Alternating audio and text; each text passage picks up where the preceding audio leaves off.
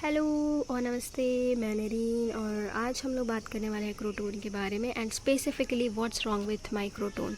मेरे क्रोटोन के साथ क्या प्रॉब्लम है, क्या हुआ है बेचारे को, ये आज हम देखने भी वाले हैं और उसका सॉल्यूशन भी निकालने वाले हैं। And let's think one by one. और मैं बाकी प्रॉब्लम्स भी बताऊंगी जो मेरे क्रोटोन के साथ नहीं है बट यूजली क्रोटोन्स के साथ होती हैं। यहाँ आप मेरे गमले को देख रहे हो, ये इस पर सीमेंट की लेयर है। ठीक है, अब मुझे रिपीट करने की ज़रूरत ही नहीं है ऐसा क्यों है। गमले का भी ये हाल देख लीजिए। ठीक है, इसके अलावा यहाँ पे मैंने इसके अंदर गोबर का खाद डाला हुआ है और अनियन पील फर्टिलाइज़र भी डाला हुआ है। वो सब मैं अभी बाद में डिस्कस करूँगी। लेट्स सी पहले प्रॉब्लम। तो सबसे पहला प्रॉब्लम जो किसी भी प्रोटीन को हो सकता है, अगर उसके पत्ते गिर रहे हैं तो आप देखोगे यहाँ पे पत्ते नहीं हैं। ठीक है, तो सबसे पहला एक इशू जो आता है कि अगर इनके पत्ते गिर रहे हैं तो वो होता है स्ट्रेस की वजह से। यानी अगर आपने उसका जगह बदल दिया है, लोकेशन चेंज हुई है, तो शॉक के चलते उसके पत्ते गिरने लग जाते हैं। तो उसका सिंपल सा सॉल्यूशन तो यही है कि आप उसको प्लांट्स के बीच में रखिए। ठीक है, और जैसे कि एडजस्ट होने तक का उनको टाइम दीजिए प्लांट्स को। तो इसमें कोई चिंता करने की ज़रूरत नहीं। अगर सारे पत्ते गिर भी जा रहे हैं तो भी टेंशन लेने की ज़रूरत है। आप जैसे ये है ना, आप इसको ऐसे स्क्रैच करके थोड़ा सा हाथ से देख लीजिए। अगर आपको ग्रीन नज़र आ रहा है तो यानी समझ लीजिए प्लांट्स अंदर से ठीक है। तो कोई चिंता करने की ज़रूरत नहीं। आप नॉर्मली जैसे केयर करते हो प्लांट का, आपको वैसे ही करना है। ओके, और इवन एक भी पत्ता ना बचे तब भी आपके पौधे के बचने की पूरी चांसेस हैं। फिर सेकंड प्रॉब्लम आती है इम्प्रॉपर वाटरिंग की वजह से, सही से पानी ना देने की वजह से, जो कि मेरे पौधे के साथ भी काइंड ऑफ वो प्रॉब्लम है। क्योंकि पौधे जो होते हैं वो बहुत ज़्यादा सेंसिटिव है, क्रोटोन का पौधा स्पेशली बहुत सेंसिटिव है ओवर वाटरिंग को लेके।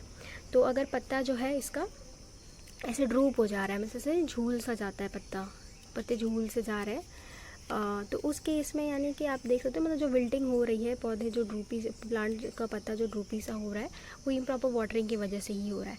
अगर पानी काफ़ी ज़्यादा दे दिया जाए तब भी ऐसा होता है और पानी कम दिया जाए तब भी ऐसा होता है। दोनों केस में ही ये चीज़ें होती हैं। और अगर इसके साथ अगर आप जैसे देख रहे हो कि नीचे के पत्ते ज़्यादा गिर रहे हैं, सूख रहे हैं और जल्दी गिर रहे हैं, तो यानी उनको पानी देने की अति आवश्यकता है। ज़्यादा पानी देने से उनके पत्ते झूलने लग जाते हैं, ये भी होता है, और कम देने से भी होते हैं।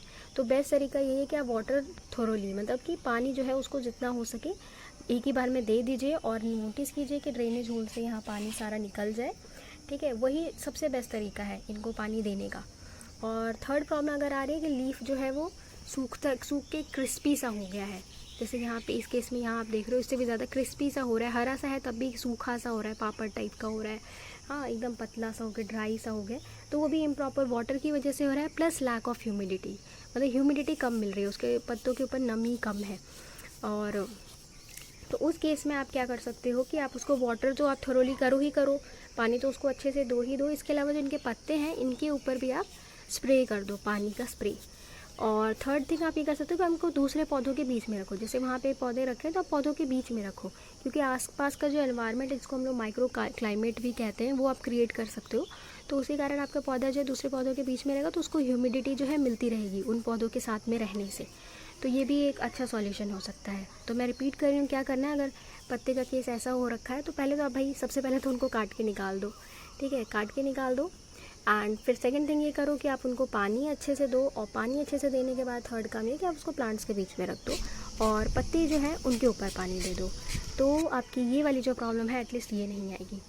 और एक और चीज़ हो सकती है पत्तों के साथ ऐसा होने का, दूसरा वजह एक और हो सकता है पत्ते गिरने का और रिंकली भी होने का, कि उनके ऊपर फंगल डिजीज़ कोई लग गई है या कोई किसी तरह का डिजीज़ हो रखा है।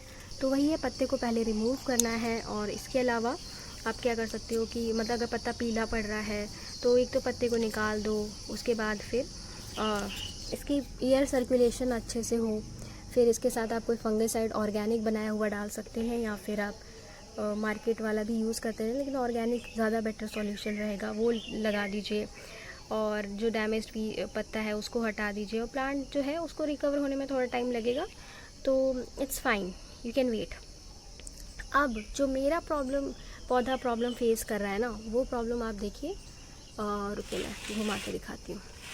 ये देख के, ये देखिए ये पत्ते का क्या हाल है यहाँ पे ऐसे, ये तो इसके दो वजह हो सकती थी, या तो जो है इनको एसिडिक हो रखी है मिट्टी, उसके चलते हो रहा है, या तो कैल्शियम की कमी की वजह से हो रहा है। तो मैंने अपनी मिट्टी चेक की है, मेरी मिट्टी एसिडिक नहीं है, इसको कैल्शियम की कमी है। फिर यही है कि मैं इनकी जो कैल्शियम की कमी है उसकी पूर्ति करूं, इनको कैल्शियम दूं। तो मैंने रिसेंटली मतलब 1 वीक पहले ही इनको मैंने वो दे रखा है, अनियन पील का फर्टिलाइज़र दे रखा है। तो अनियन पील का फर्टिलाइज़र उसके अंदर मैग्नीशियम कैल्शियम भी होता है, पोटेशियम और फॉस्फोरस के अलावा, तो उसका असर होने में कुछ टाइम लगेगा। तो फिर मैं, वैसे तो सावन की शुरुआत हो रही है लेकिन फिर भी मैं इसके अंदर अगर मेरे घर पे हो सका तो एग का जो छिलका होता है उसका पाउडर फॉर्म में बना करके वो मैं इन्हें दूंगी, या तो मैं चॉक जो है चॉक का पाउडर फॉर्म में बना के उसको पानी में घोल करके वो इनके अंदर दूंगी। आई विल शो यू अगर मैं ऐसा करने वाली हूँ तो। अब आप देख रहे हो कि इसके अंदर नए सारे पत्ते आ रखे हैं, वो इसलिए हो रखा है क्योंकि मैंने इसकी प्रूनिंग करी थी। देखिए यहाँ पे मैंने इसको कट किया हुआ है, इवन यहाँ पे भी कट किया हुआ है, इसी कारण इनके नए नए पत्ते आ रहे हैं, देखिए, जो कि बहुत सही है। तो ये बात हो गई मेरे क्रोटोन की।